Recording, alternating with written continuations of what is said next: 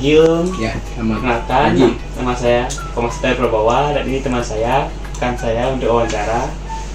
Saya kenalkan. Perkenalkan, nama saya Iwan Rafa Putra Dinata. Wayan, Rafa. Rafa. Ya. Tadi siapa? Satria Om. Satria. Ya. Satria, Rafa. Tujuan wawancara ini adalah untuk memenuhi tugas kurikuler ya Om ya. Sekolah sekaligus menambah wawasan dan pemahaman kelompok kami mengenai usaha pengesahan atau perizinan instalasi AC serta dunia kerja di bidang pendingin dan tata udara Om. Ya. Sebelumnya saya ucapkan terima kasih Om karena Om telah berkenan meluangkan waktu untuk menerima dan memberi kesempatan kepada saya untuk melakukan wawancara. Iya. Di sini ada 10 pertanyaan untuk wawancaranya Om. Yang pertama, sejak kapan usaha pengesahan atau perizinan instalasi AC ini berdiri Om? Dan apa yang latar belakangi Bapak membuka usaha di bidang ini? Langsung ya. Ya, Jadi, ya selamat pagi adik Satria, Rafa, Mahesa. Ini adik Sandiung. siapa? Sandi. Sandi ya, Raditya. Jadi pekerjaan apa atau usaha yang kami jalankan ya dulu awalnya namanya itu Sentral Teknik ya. Sentral Teknik bergerak di bidang jasa apa namanya service maintenance ya, MEP ya. MEP kan tahu ya, pekerjaan MEP ya, termasuk mesin pendingin ya. Jadi usaha ini kami rintis mulai tahun 2004 ya, tahun 2004 ya. Ya memang itu artinya kami mulai memang dari kondisi yang betul-betul dari nol ya, karena usaha ini dulu awalnya kita jalankan, pertama kali kita buka di Kerobokan ya, jalan ke sana Kerobokan tahun 2004 ya. Kemudian sebelum kami menjalankan usaha ini, dulu kami seorang karyawan juga. Saya pengajar dulu di lembaga pendidikan mesin pendingin juga di PLI, mungkin kalau pernah dengar ya, ada pendidikan dan latihan engineering yang di Gunung Agung ya. Di sana kami selama 6 tahun. Nah, jadi kami rintis mulai tahun 2004 ya, dan sampai saat ini ya. Jadi setelah berjalan sekitar 1 tahun di Kerobokan, kita pindah ke sini ya. Jadi fokus utamanya dulu bergerak di bidang jasa service maintenance, pelayanan di villa, di hotel-hotel, kemudian rumah tangga juga, kantor-kantor ya. Itu fokusnya service dan maintenance. Baik. Lanjut pertanyaan kedua, apa saja layanan Bapak yang sedia terkait pengesahan atau legalitas instalasi AC ini? Apa saja Layanan ya, artinya bidang pekerjaan yang dilayani ya. Jadi unit usaha kami bergerak di bidang service maintenance dan penjualan ya. Untuk saat ini kita juga menambah penjualan. Jadi skup pekerjaannya itu seperti yang saya jelaskan tadi, mechanical electrical ya, terus mechanical electrical plumbing ya, dan aircon ya. Sebagaimana jurusan adik saat ini ya. Jadi mechanical electrical itu mencakup pekerjaan listriknya ya, instalasi listrik, maintenance instalasi listrik, kemudian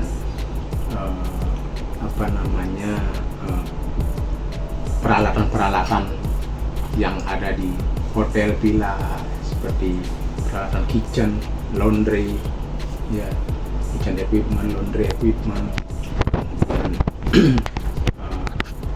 fasilitas-fasilitas elektrik yang lainnya, peralatan-peralatan listrik yang lainnya, kemudian AC ya, kemudian AC, termasuk juga instalasi plumbing. Tahu plumbing? Ya, pemipaan, instalasi pemipaan air. instalasi Ya. pemipaan air. Instalasi pemipaan air juga ada air bersih, air panas, air kotor, di sana air pembuangan. Ya, itu. Jadi itu. Ya. Untuk mengapa pengesahan atau perizinan instalasi AC itu penting bagi pelanggan maupun teknisi, Pak? Itu Mengapa pengesahan atau perizinan instalasi itu begitu penting? penting.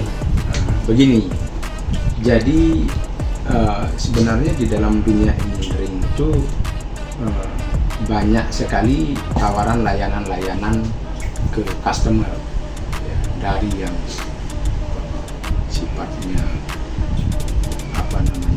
customer freelance, kemudian ada bukan customer, dari teknisi freelance, kemudian teknisi yang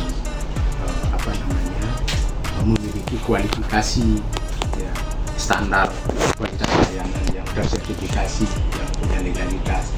Nah, di sana jelas berbeda nanti dari sisi kualitas layanan. Kalau misalnya banyak saat ini yang mengaku teknisi atau engineering hanya mereka berbekal misalnya ikut di suatu bidang usaha, bekerja misalnya selama katakanlah 3 bulan, 6 bulan, atau 1 tahun, terus dia hanya berbekal pengalaman dari mencuci AC saja misalnya, itu hanya bisa mencuci AC, terus tidak dibekali dengan tidak dibekali dengan kemampuan skill yang memadai, tetapi sudah melabeli diri teknisi gitu. Kurang kualitas pelayanan di customer itu kurang optimal. Jadi terkadang bisa alat-alatnya customer itu bisa jadi semacam kelinci percobaan, kan begitu kan? Yeah. Jadi karena tidak begitu menguasai. Nah, disinilah pentingnya kualifikasi legalitas seorang engineer atau teknisi itu nanti menentukan kualitas kerjanya seperti apa. Outputnya adalah bagaimana nanti kualitas layanan itu menjadi lebih baik atau optimal, ya. Jadi dan bisa dipertanggungjawabkan, ya. Itu yang terpenting nanti. Banyak yang pelayan-pelayan engineering yang istilahnya, kalau adik-adik kan tahu lah istilah hit and run, ya, pukul lari gitu istilahnya. Kerjakan, begitu ada masalah dia nggak mau nongol lagi gitu kan. Nah itu kalau teknisi yang punya kualifikasi nggak seperti itu. Jadi standar kualitas, kemudian tanggung jawab, etika kerja itu yang menentukan kualifikasi seorang teknisi itu. Nah, itu. Dan survei membuktikan tempat kerja pertama itu adalah sebagian besar orang-orang wira swasta itu dia terinspirasi dari tempat kerjanya yang pertama. Dia mendapatkan pengalaman, mendapatkan ide, mendapatkan segala sesuatu itu dari tempat kerjanya yang pertama, sesuai dengan bidang. Sehingga pada saat itu adik-adik bisa menjadi seorang self-employed atau seorang profesional atau wira swasta profesional, ya. Yang masuk ke dalam kategori profesional itu apa? Adik-adik freelance. Jadi bekerja sendiri, dapat hasil sendiri, gitu loh. Iya. Itu profesional itu. Sebenarnya profesi dokter yang praktek itu profesional juga. Nggak ada bedanya dengan adik-adik yang freelance jadi seorang teknisi itu, ya. Itu profesional, kategori profesional. Nah, begitu adik-adik secara kuadran kiri bawah profesional, adik-adik betul-betul sudah menguasai, sudah tahu seluk-beluknya bagaimana bagaimana menangani permasalahan, bagaimana meng-hire customer, bagaimana adik-adik mengelola manajemen risiko segala macam. Adik-adik bisa masuk ke konsep kuadran kanan atas, yaitu business owner. Business owner itu artinya adik-adik sudah memiliki sebuah sistem. Adik-adik membuat sebuah sistem mekanisme. Adik-adik merekrut karyawan, membuat sistem bagaimana sistem kerjanya, sehingga sewaktu-waktu adik tinggalkan pun untuk kegiatan tertentu perusahaan itu tetap jalan.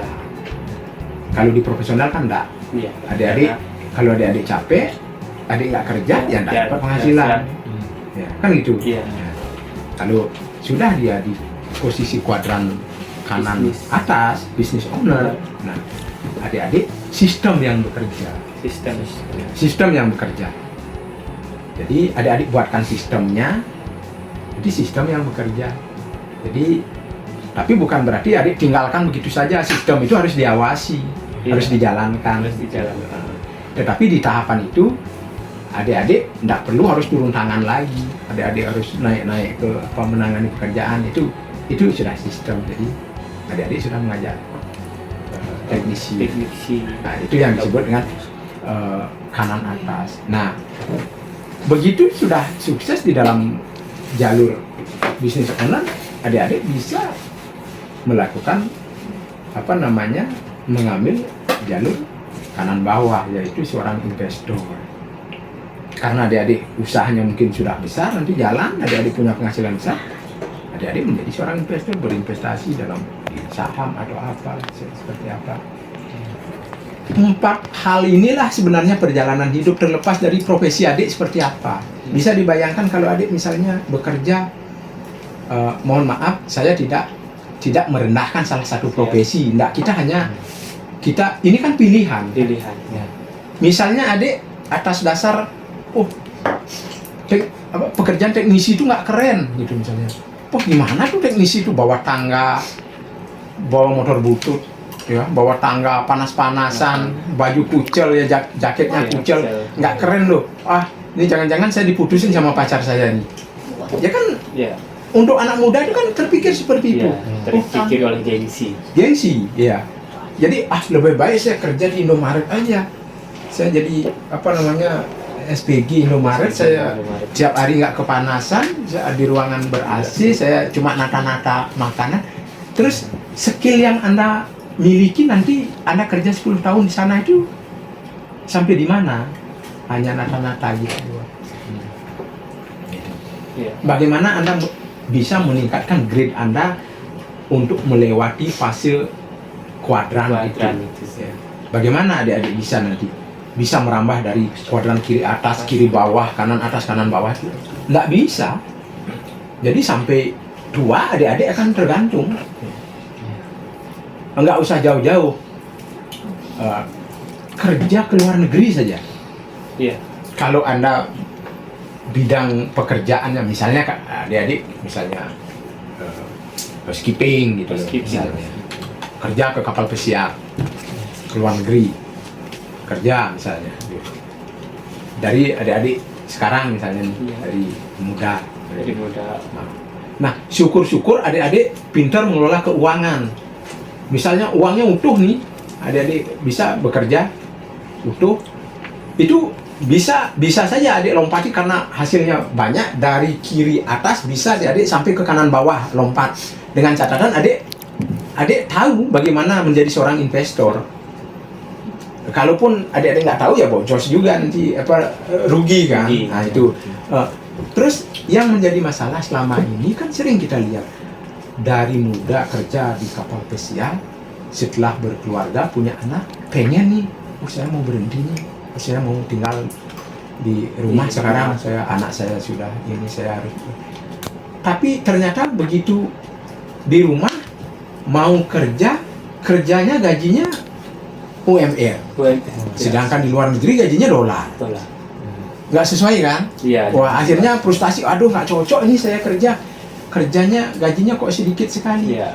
Mau bisnis, skill nggak punya. Bisnis apa yang mau dijalankan itu tidak ada. Nggak menguasai kan? Skillnya itu. Jadi mau coba buka warung, bangkrut.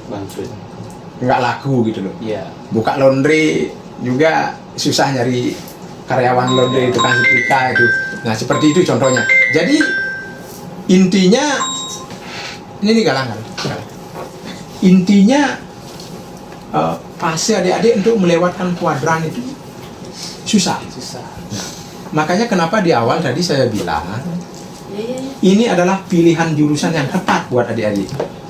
Dengan catatan adik-adik itu harus betul-betul belajar dan lalui prosesnya dengan baik. Adik-adik akan bisa melalui proses ini secara berurutan. Adik-adik bisa menjadi seorang employee, ya, menjadi seorang karyawan. Adik-adik setelah itu adik-adik bisa menjadi seorang profesional, ya, menjadi seorang self employed.